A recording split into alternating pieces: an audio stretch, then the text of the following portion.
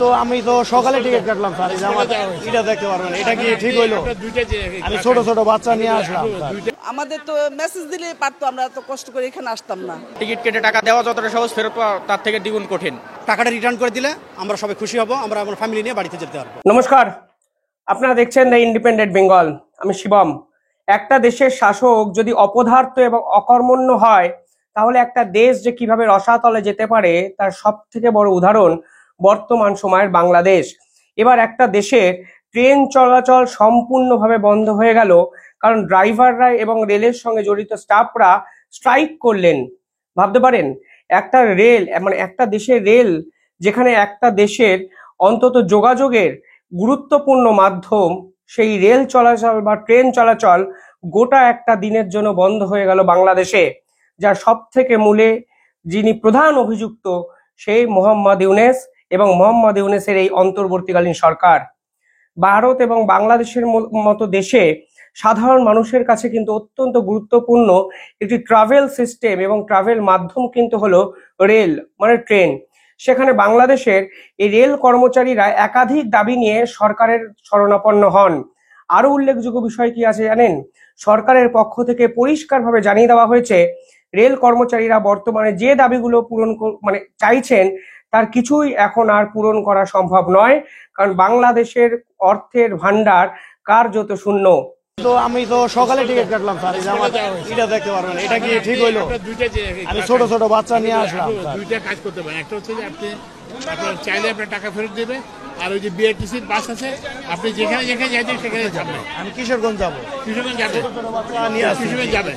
কিন্তু এখানে স্যার যারা স্যার কর্মবিরতি করছে তাদের উচিত ছিল টিকিটের সোলো টপ করে দেওয়া। কিছুদিন আগে আমি একটি ভিডিওতে বলেছিলাম, সরকারি কর্মচারীরা কিন্তু বেতন সমস্যায় ভুগতে পারে বাংলাদেশে। কারণ হিসাবে আমি বলেছিলাম, বিদেশি মুদ্রার সঞ্চয় বাংলাদেশে কমে গেছে। ওয়ার্ল্ড ব্যাংক, IBM সরাসরি বাংলাদেশ সরকারকে হুঁশিয়ারি দিয়ে বলেছে 3 মাসের মধ্যে বাংলাদেশের অর্থনৈতিক সংকট আরো খারাপ জায়গায় গিয়ে পৌঁছাবে। এমনকি পাকিস্তানের একটি উদাহরণ টেনে আপনি বলেছিলাম, IBM কিন্তু এই বাংলাদেশ সরকারকে ফোর্স করবে কিছুদিনের মধ্যেই তারা যেন সরকারি কর্মচারী ছাঁটাই করে। পাকিস্তান, আপনি জানেন, আগের মাসে 1.5 লক্ষ সরকারি কর্মচারীকে একদিনের নোটিশে ছাঁটাই করে দিয়েছে। অর্থাৎ IBM পরিষ্কারভাবে বলেছিল, যদি তোমরা এই সরকারের বিশাল ব্যয়ভার না কমাও তাহলে আমরা আর কোনো লোন দেব না, এর ফলে তোমাদের অর্থনীতি কিভাবে চলবে তা তোমাদের ব্যাপার। বর্তমানে বাংলাদেশের কোষাগারের যে অবস্থা, আমার মনে হচ্ছে হুবহু IBM একই রকম কোনো গুরুত্বপূর্ণ পদক্ষেপ এই সরকারকে নিতে বলবে। তবে সরকারি কর্মচারীরা ইতিমধ্যেই বুঝতে শুরু করেছেন তাদের অবস্থা এবং ভবিষ্যৎ সম্ভাবনা ঠিক কতটা অন্ধকার দিকে এগিয়ে যাচ্ছে একটু একটু করে।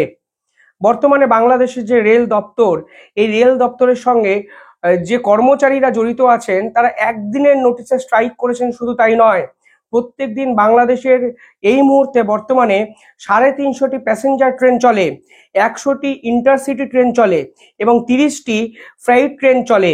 মনে রাখতে হবে, বাংলাদেশের মতো একটি দেশে 30টি যে ফ্রেইট ট্রেন চলে তাদের উপরেই ডিপেন্ড করে কিন্তু ব্যবসা গাড়ি বা ব্যবসা বিভিন্ন ক্ষেত্র কিন্তু নিয়ন্ত্রিত হয়, কারণ বাংলাদেশের বিমান মাধ্যম কিন্তু এতটা উন্নত নয়।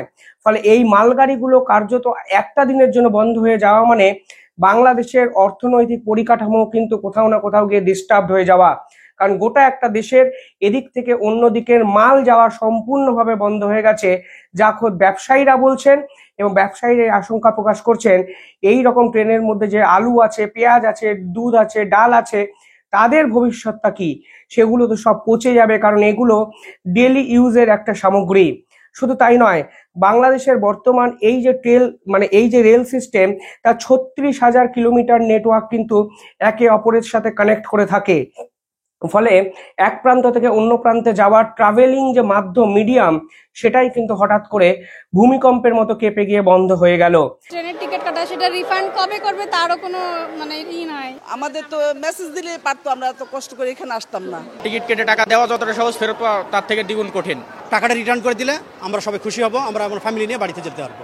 বর্তমানে বাংলাদেশের এই রেল পরিকাঠামোয় 25,000 রেলওয়ে কর্মচারী কিন্তু আছেন এবং বুঝতেই পারছেন, একদিনের নোটিশে যাত্রী বোঝাই ট্রেন ছেড়ে স্টেশনে দাঁড় করিয়ে তারা কার্যত অবরোধের পথ বেছে নিয়েছেন। আলোচনার টেবিলে ছিলাম আমরা, সেই টেবিল থেকে আজকে বাধ্য হয়ে শ্রমিকরা ঐক্যজোট ভাবে আজকে এই অবস্থানে আসছে।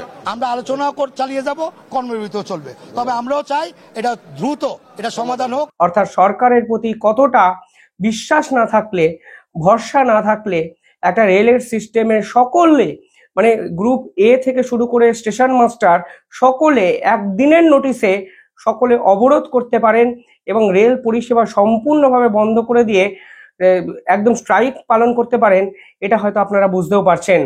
তবে আমার এই প্রশ্নটা অন্য। আমার প্রশ্নটা হলো, বাংলাদেশ সরকার শেষ 3 মাসে করলোটা কি? কালকে বাংলাদেশের যে প্রতিষ্ঠিত দুটো বিশ্ববিদ্যালয়, তাদের মধ্যে সংঘর্ষের চিত্র আমরা দেখেছি। পাল্টা প্রেস কনফারেন্সে দাবি করা হয়েছে ছাত্রছাত্রীদের উদ্দেশ্যে খারাপ চটুল গান গাওয়া হয়েছে, ঢাকা বিশ্ববিদ্যালয়ের ছাত্ররা করেছে। পাশাপাশি এই যে 7 কলেজ ছিল, মানে যে কলেজের সঙ্গে ঝগড়াঝাটি ছিল, তারা আবার শিক্ষা উপদেষ্টার সঙ্গে মিটিং করতে চেয়েছেন। সেই মিটিং আজকে হয়েছে। কিছুদিন আগে সমন্বয়করা, একটা অন্যতম সমন্বয়ক গিয়ে এই মিটিং থামানো, মানে এই রকম ঝগড়াঝাটি থামানোর চেষ্টা করেছিলেন। তাকে ভুয়ো ভুয়ো স্লোগানের জায়গা ছেড়ে যেতে বাধ্য করা হয়েছিল। এবং আরো এক সমন্বয়ক, যিনি এখন বর্তমানে উপদেষ্টা হয়ে গেছেন, তিনি আবার জুলাই ফাউন্ডেশনের কোনো একটা পদ ছেড়ে মানে অবসর গ্রহণ করেছেন, ছেড়ে দিয়েছেন, অব্যাহতি চেয়েছেন। মানে সব মিলিয়ে আপনি পরিস্থিতিটা ভাবার চেষ্টা করুন।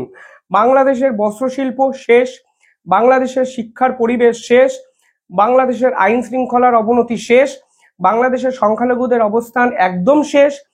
উল্টে ডোনাল্ড ট্রাম্প আবার কার্যত বাংলাদেশের বিরুদ্ধে যুদ্ধ ঘোষণা করে ইউএস এইড বন্ধ করে দিয়েছেন।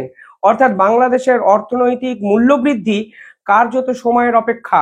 সে 3 মাস আগে একটি রিপোর্ট এসেছিল, আমি একটি নিউজ করেছিলাম, সেখানেও আমি বলেছিলাম আগামী 3 মাসের মধ্যে দক্ষিণ এশিয়ার সর্বোচ্চ মূল্যবৃদ্ধি কিন্তু বাংলাদেশের হবে। এমনকি আশঙ্কা প্রকাশ করা হয়েছিল সেই রিপোর্টে যে মূল্যবৃদ্ধির হার কিন্তু পাকিস্তানকেও ছাপিয়ে যাবে। আর আজকের দিনে দাঁড়িয়ে যেভাবে সরকারি কর্মচারীরা এই সরকারের বিরুদ্ধে আন্দোলন করলেন, তা কিন্তু একটা দেশের ইকোনমিক্যাল স্ট্রাকচারে সরাসরি হিট করবে। এবার আপনারাই ভাবুন, বাংলাদেশের মানুষই ভাবুন, যে আপনারা আপনাদের দেশ ভরসা করে ঠিক কাদের হাতে তুলে দিলেন। অর্থাৎ কথায় কথায় নির্বাচন হবে, কথায় কথায় বিএনপি আর একটা দাবি এই সরকারের কাছে করবে, এই ছাত্র নেতারা বলবে আমি নতুন দল করব, কেউ আবার অন্যদিকে বলবে হাসিনা অনেক টাকা লুট করে দেশ থেকে চলে গেছেন, আরো আরেকজন এসে বলবেন ভারতের চক্রান্তে বাংলাদেশের এই অবস্থা। আলটিমেটলি আসল ইস্যুগুলোকে এই সরকার কিন্তু অ্যাড্রেসই করতে পারেনি শেষ 3 মাসে।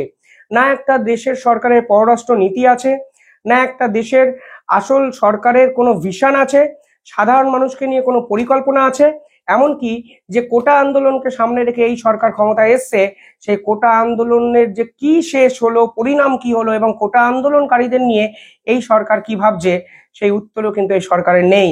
আর আজকে এই সব কিছুকে ছাপিয়ে একটা দেশের ট্রেন বা যোগাযোগ মাধ্যম যখন সম্পূর্ণভাবে বন্ধ হয়ে গেল, এর জবাব এই সরকারের হাতে, মানে এই সরকারের কাছে কিন্তু বাংলাদেশের মানুষ চাইবেন।